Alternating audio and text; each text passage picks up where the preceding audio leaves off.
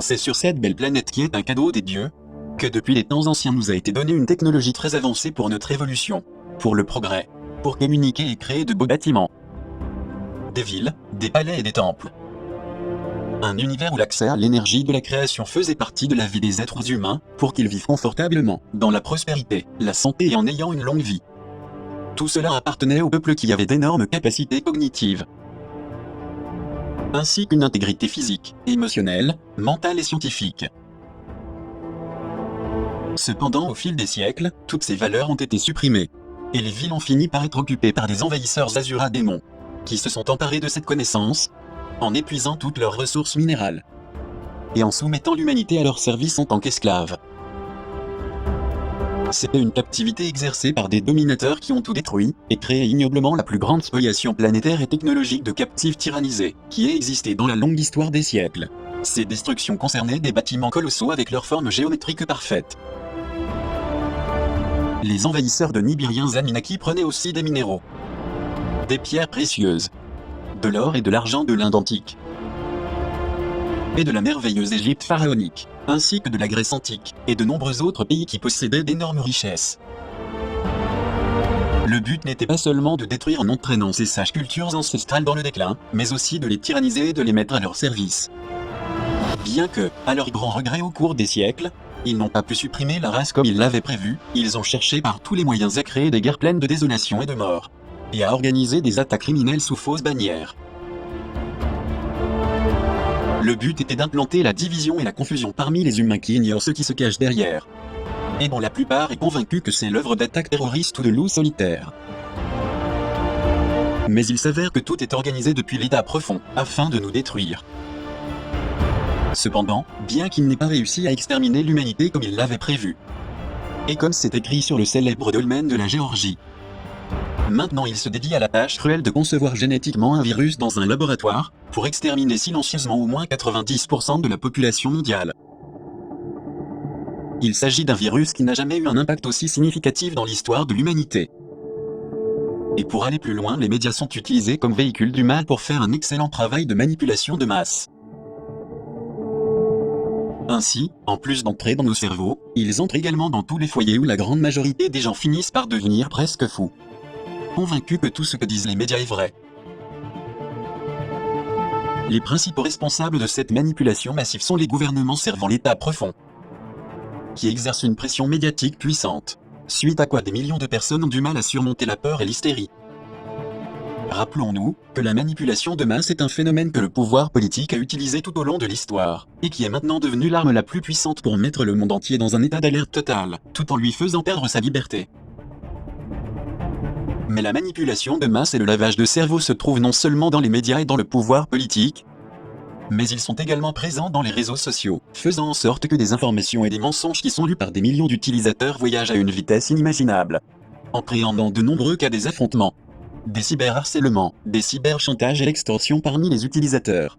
Cette cyberviolence entre les êtres humains est l'objectif primordial de l'élite psychopathe.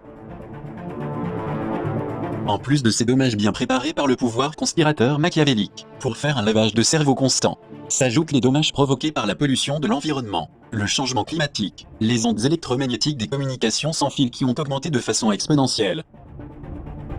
C'est pourquoi, nous sommes exposés à une combinaison complexe de champs électriques et magnétiques, chez nous et au travail, qui crée de fortes réactions biochimiques qui affectent le cerveau et même le cœur. Nous confirmons qu'il s'agit d'une manipulation très bien orchestrée de l'ingénierie génétique, pour contaminer notre sang et modifier le code génétique, de sorte que les masses soient infectées dans leur corps, leur esprit et leur âme, par un vaccin de tatouage quantique qui enregistre nos antécédents médicaux, et qui est inoculé avec une aiguille Big Pharma de nanopuces équipée de capteurs, implantés avec de l'ARN non humain. Peut-être que beaucoup de personnes se demandent, mais qu'est-ce que veut dire avoir l'âme conscience ? L'âme dont nous parlons dans nos documentaires est tout ce que nous faisons de façon désintéressée, du cœur, avec la bonté, la tolérance, le sentiment et l'affection sincère, ainsi qu'avec tendresse, miséricorde, compassion, clémence, humanité, et tous ces moments de paix, de tranquillité, de sérénité et de réflexion, que nous intégrons quand nous méditons. L'âme conscience n'est pas comme la plupart des personnes croient, qu'elle est le produit du dogme religieux d'un certain genre mystique et contemplatif, placé par les religions pour nous sanctifier, ou nous consacrer exclusivement à la dévotion spirituelle.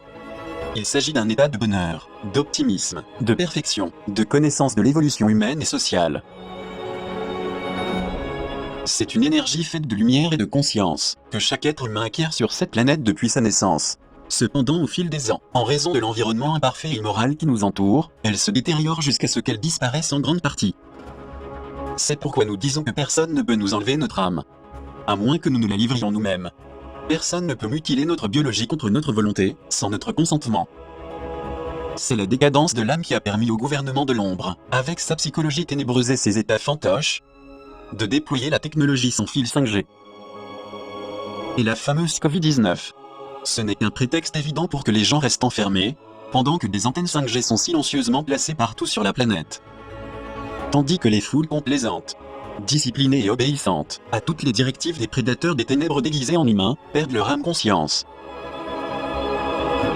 Car le but de l'élite psychopathe et sociopathe est de nous obliger à renoncer à nos droits et de nous faire plier à tout ce qu'ils font.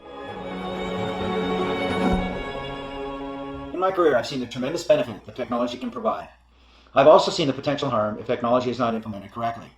And I believe our current implementation of wireless technology is not safe. I am especially concerned about our current implementation of 5G wireless technology. And the more research I do and the more experts I talk to, the more concerned I become. I think it's important that we understand that 5G is not just an incremental number on our cell phones. In fact, over 230 scientists and researchers from 41 countries around the world have formally written to the United Nations, their member nations, and the World Health Organization, expressing their concern over the planned rollout of 5G technology, especially for vulnerable populations such as children, pregnant women, and the environmentally sensitive. Here are some important facts about 5G. 5G technology has not been tested. I am not aware of a single study that shows that 5G technology is safe. 5G, as in all other wireless technology, gives off radio frequency radiation, which is absorbed in the human body and accumulates in the human body. One segment of 5G technology are millimeter waves. Millimeter waves are used by the US and Israeli government in their active denial systems, which are used for crowd control. And what they do is they provide a very painful reaction in the skin organs of the body. And in fact, what we're seeing in the US is at the federal and the state level, they're fast-tracking some of this legislation to support the rollout of 5G infrastructure. Unfortunately, this legislation seems to be taking away all individual rights and the rights of local towns and counties and cities and passing more power to the telecommunication companies. We believe this is a historic and precedent-setting power shift from the individual and state and local level over to an industry.